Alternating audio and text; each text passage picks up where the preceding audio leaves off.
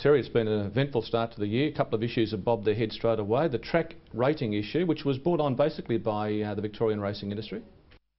Yes, Terry, it's something that's certainly been well debated in recent times, and something that we feel is important to have some harmonisation of track ratings, not only through Australia but throughout the Asian market as well, with Hong Kong racing, and certainly worth looking at. And it's before the ARB in March, as I understand, as to whether there'll be any change brought about or not. A lot of people in Australia say the system's not broke, why change?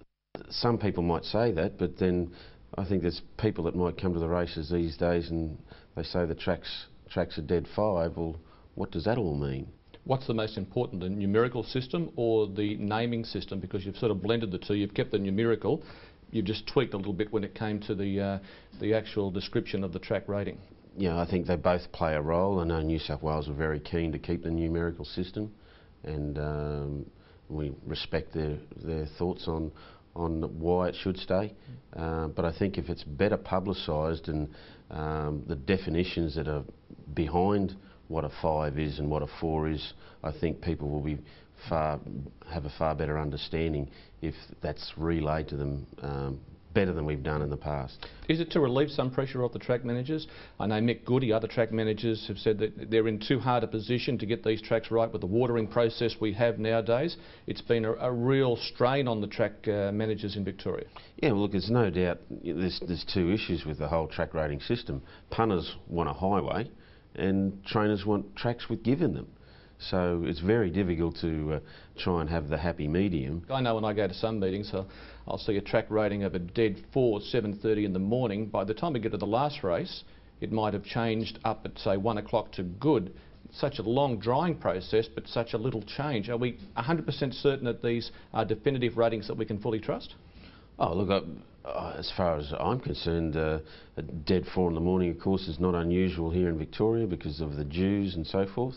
Very rarely do we get to a good 2 during the day. It all comes down to weather conditions. The old chestnut reared its head again with jockey weighing in incorrectly. It's happened twice to Daniel Moore now, and obviously not a deliberate action on his behalf or anyone's behalf, but the punter has been the person that's been the scapegoat, if you like. They've had to pay the penalty for this mistake. It's been often spoken about, we need to change the rules, but nothing's happened. There are difficulties with it in that there is that incentive if people have put their money on a horse and it's got beat, that it's not hard to lose some weight before weighing in. But how realistic is that with all the media coverage that we have so strongly on racing nowadays? Surely that's a mentality from the 60s and the 70s. Surely we've gone past that by now.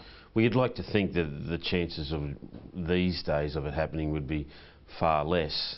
The other side of the coin is people that have backed a winner, should they be entitled to take deductions when say a third place getaway is in light?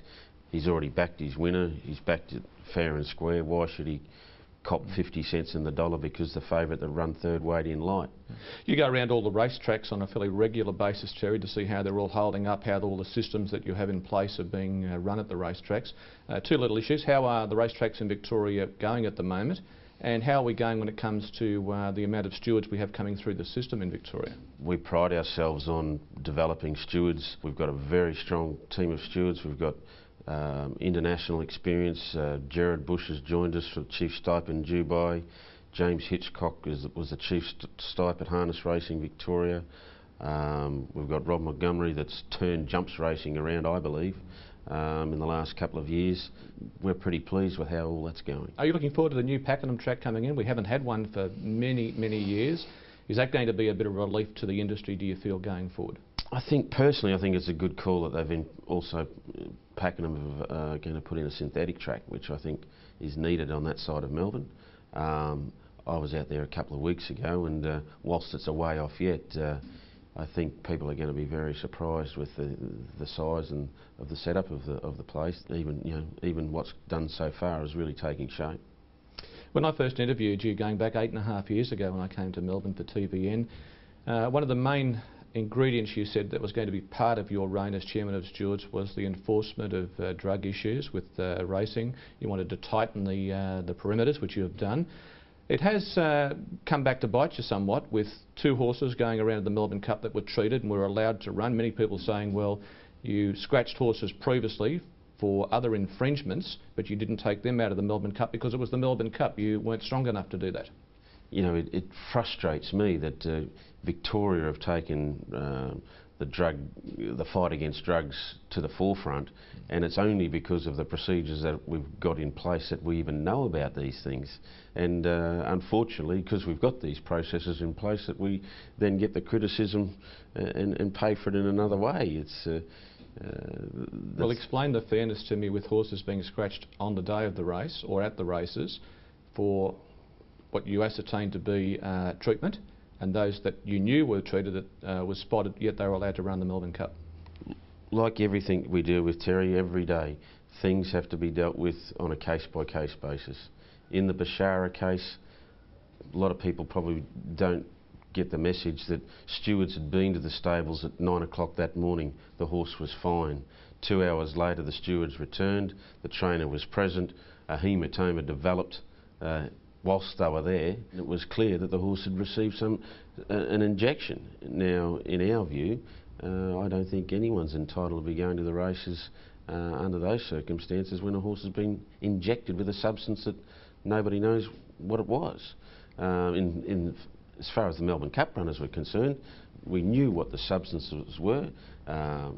Particularly the Gay Waterhouse situation was a minor ailment treatment that, under the rules, had she have rung up and said, can I use this on race day, the answer would have been yes. If that was at Murtoa, the same principle would apply? Absolutely. If it was a maiden at Murtoa or Pakenham or anywhere else, the circumstances surrounding those 2 Melbourne Cup runners, they still would have ran, given the circumstances and the treatment that was used.